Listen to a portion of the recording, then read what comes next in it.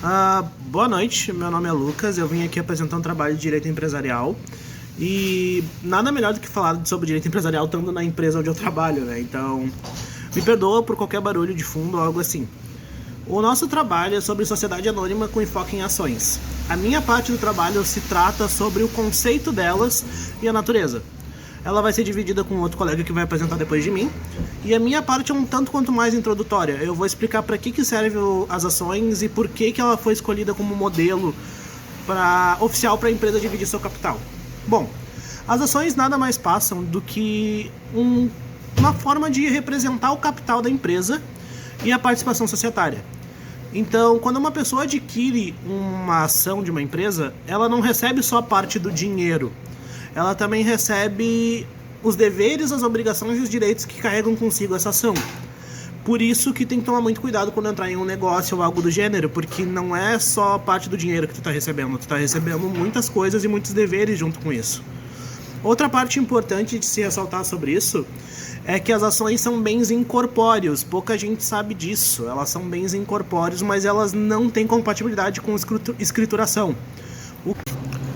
Bom, agora a segunda parte do meu vídeo é tratando sobre a composição da empresa e por que foram escolhidas ações como a forma de divisão de capital da empresa. Bom, primeiro porque é muito mais fácil tu gerir no mercado ações do que qualquer outro tipo de negócio. E segundo, que garante uma segurança maior tanto para a empresa quanto para os sócios. Afinal, cada ação carrega consigo deveres e obrigações que têm que ser levadas a sério, assim como uma parte do capital da empresa. Logo, isso não desampara tanto o mercado quanto a empresa, fica um modelo de negócio simples, ágil e fácil de negociar. Até por isso que hoje em dia as ações podem ser consideradas como títulos de crédito, mas essa polêmica não sou eu que vou entrar, é o meu colega depois de mim. O André Marcuso vai fazer uma ótima apresentação sobre isso e como que isso funcionou na doutrina durante muito tempo. Boa tarde, professor. Boa tarde, colegas. A minha parte eu fiquei responsável no trabalho pela parte do preço de emissão e ágio. Então, primeiramente, preço de emissão. O que é preço de emissão? Preço de emissão é o preço pago em uma ação no ato de sua subscrição, seja ele à vista ou seja ele a prazo. Isso não interfere no valor da subscrição. Finalidade do valor de subscrição é mensurar a contribuição que o acionista fornece ao capital societário e, às vezes, para a reserva da companhia, bem como delimita as responsabilidades subsidiárias de cada um dos acionistas. A Lei 6404 de 76, que dispõe sobre as sociedades por ações, traz que o valor a ser fixado de fato será estipulado pelos seus fundadores no ato da constituição da sociedade e pela Assembleia Geral ou pelo Conselho da Administração, quando se tratar de aumento de capital social com emissão de novas ações. O artigo 13, ainda da Lei 6404, nos traz que é vedada a emissão de ações por preço inferior ao seu valor nominal. Então, já ao se entender que o preço de emissão pode ser instaurado de duas formas, sendo ele no ato da constituição da sociedade ou quando ocorre o aumento de capital, ocasionando o lançamento de novas ações, porém, quando ocorre uma diferença entre o preço de emissão e o valor nominal, aí nasce o fenômeno conhecido como ágio. Então, ou seja, o ágio é a diferença que se tem a diferença do valor que se tem quando se aumenta o capital, em razão de aumentar as ações. Todavia, esse valor aumentado no capital social, que não vai para o capital social, ele vai para uma conta chamada reserva de capital, que é uma conta do PL, patrimônio líquido. Isso é o ágio, é uma diferença que tem na subscrição, quando tem um valor a mais, por assim dizer. E o artigo 200 da Lei 6404 ainda nos traz que o ágio pode ser utilizado para absorver prejuízos que ultrapassarem os lucros acumulados e as reservas de lucro, resgate, reembolso ou compra de ações, no caso de ações de tesouraria, por exemplo, que é quando a empresa compra ações dela mesma, resgate de partes beneficiárias, incorporação ao capital social e pagamento de dividendos e ações preferenciais. Então, professor, é isso. Obrigado. Boa noite. Me chamo Viviane Medeiros e estou trazendo para vocês as classificações das ações. Podemos classificar as ações em critérios de espécie e critérios de acordo com a circulação. De acordo aos critérios de espécie, Elas são as ações, podemos dividir elas em ações ordinárias, ações preferenciais, ações de fruição ou gozo. Nas ações ordinárias, oferecem direitos e vantagens comuns a todos os acionistas, direito a voto e direito à participação nos negócios da empresa. As ações preferenciais atribuem vantagem política ou econômica em seu detentor. Porém, em regra, ela não possui direito a voto. As ações de fruição ou gozo são aquelas que substituem as ações ordinárias ou as preferenciais que foram amortizadas pela sociedade anônima. A amortização ela ocorre quando a sociedade anônima apura o valor patrimonial da ação e paga o respectivo acionista. Também temos o critério de acordo com a circulação, que são chamados de ações nominativas e ações escriturais. As ações nominativas, elas geram a emissão de um certificado que circulam por meio de registros em livro próprio, chamado Livro de Transparência de Ações Nominativas.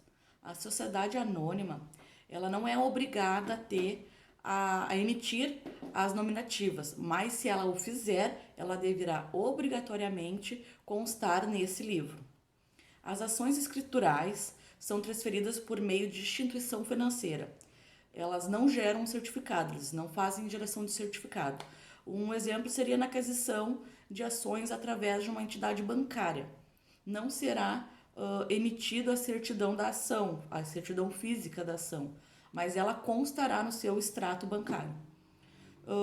Uma observação que eu trago também é que foi removido do nosso ordenamento jurídico o artigo 32, que se referia às ações endossáveis, e o artigo 33, que falava sobre as ações ao portador. Esses dois artigos foram removidos do nosso ordenamento jurídico.